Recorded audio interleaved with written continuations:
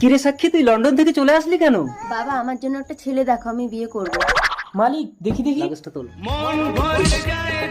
এই ছেলেটা কে বাবা? আরে ও তো আমাদের বাড়ির চাকর রামু। ভগবান, তুমি আমার মেয়ের জন্য একটা ভালো পাত্র খুঁজে দাও। আমি স্বর্গপরী, সাক্ষীর বিয়ে হবে তোমাদের বাড়ির চাকর রামুর সাথে। অসম্ভব, আমি একটা চাকরকে বিয়ে করব। বিধির লিখন কেউ খণ্ডাতে পারে না। বাবা তুমি এক্ষুনি চাকরটাকে ঘর থেকে বের করো। এই রামু, হ্যাঁ মালিক। এই তুই এক্ষুনি বেরো আমার ঘর থেকে। মালিক আমি না খেতে পেয়ে মরে যাব। এই তুই মরলেই আমার মঙ্গল হবে, যা বেরো। আমাকে বিয়ে করবে।